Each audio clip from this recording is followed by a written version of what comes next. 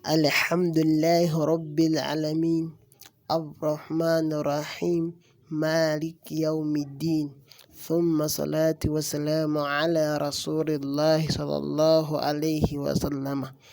Amatendo gonna malungiga Allah subhanahu wa ta'ala oyo musasizero wekise kingi Allah tabaraka wa ta'ala omukulembeze w'olunaku lw'ekiyama.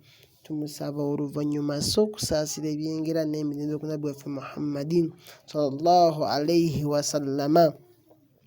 Tugenda kulaba ku sayyidil istighfaaru gye munaagamba nti madha oba maama wa istighfaaru oba istighfaaru esinga okuba enkulu. Ebigambo nabbi yabeera ng'akozesa ebisinga mu kwetondera Allah oba mu kwenenekeza Allah abeere ng'akusonyiwa. Hadithi nabbi waffe yagamba qala rasulullah sallallahu alayhi wa sallama sayyidul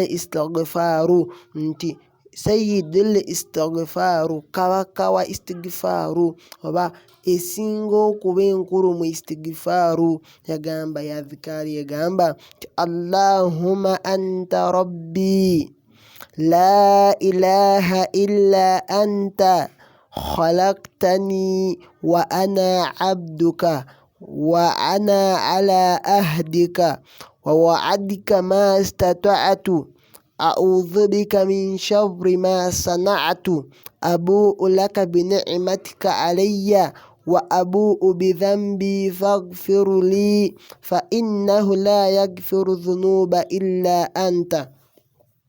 Nabbi n'atugamba nti man qaalaha hina yamsi famata min laylatihi dakhala aljanna wa man qaalaha hina yasbah famata min yawmihi dakhala aljanna.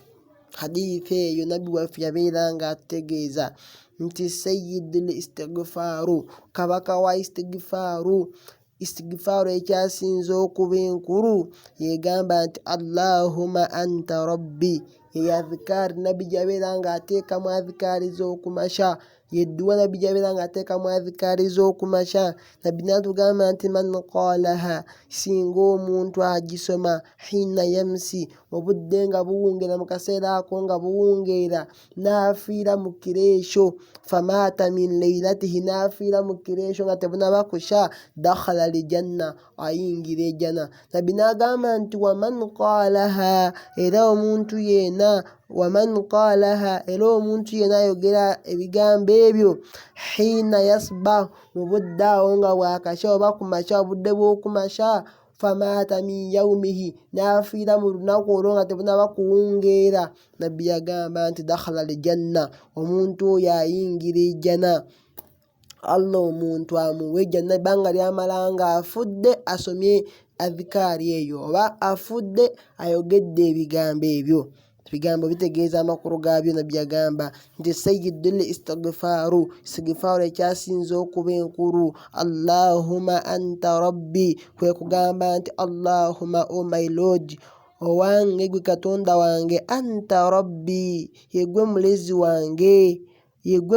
wange la ilaha illa anta nkakasa nti mazima teryasinzibwa mu butuufu okuggyako ggwe, teri katonda wa ddala okuggyako ggwe, abasigadde bali ku byabwe. N'agamba nti gamba khalaqtani Allahumma anta rabbi ay Allah omulezi wange Allah anta rabbi yegwe mulezi wange la ilaha illa anta teryasinzibwa mu butuufu okuggyako ggwe khalaqtani yegwe nyini kuntonda yegwe owantonda wa ana abduka era mazima nze ndi mudduwo am your slave wa ana ala ahdika era nze ndiwo ku ndagaano yo nga bwe wandagaanisa nti akasayo kati kengenda okubeerawo ndiwo ku ndagaano yo wa wa'adika mastata'tu era ngezaako okuuma obweyamu bwo oba ngezaako okussa mu nkola bye twalagaana mastata'tu nga bwe mba nsobodde okusinziira mu busobozi bwange. N'ogamba nti a'udhu bika min sharri ma sana'tu ayi Allah neewogoma gy'oli obeere ng'omponya obubi bw'ebyo bye mba nkoze. Nsaba Allah obeere ng'omponya obubi bw'emirimu gyange gye nkola. Abu laka bini'matika alayya, ya Allah nzikiriza mpaayo obweyamo bwange gy'oli, nzikiriza byonna ebyengera by'ompa. Wa abu bidhambi faghfirli, era Allah ndeeta gy'oli byonna bye mba nkoze nga bibi bidhambi, wonna we mba nsobezza, wonna we mba nkoze kyotaagala, faghfirli, ay Allah nkusaba onsonyiwe. Fa innahu la yaghfiru dhunuba, kubanga mazima teri asonyiwa madhambi, teri asobola kusonyiwa byonoono bye mba nkoze illa anta, okuggyako ggwe.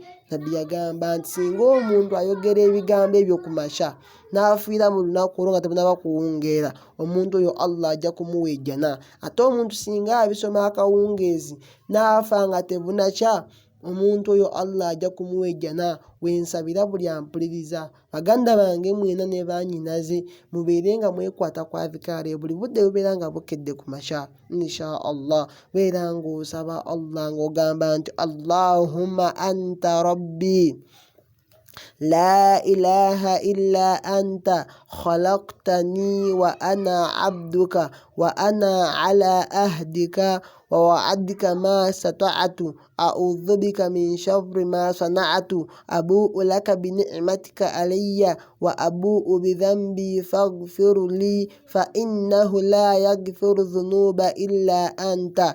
Njiddamu gamba nti Allahumma anta rabbi la ilaha illa anta khalaqtani wa ana abduka wa ana ala ahdika wa wa'adika ma stata'tu a'udhu bika min sharri ma sana'tu abu'u laka bi ni'matika alayya wa abu'u bi dhanbi faghfir li fa innahu la yaghfiru dhunuba illa anta. بارك الله فيكم وجزاكم الله خيرا في الدنيا والآخرة.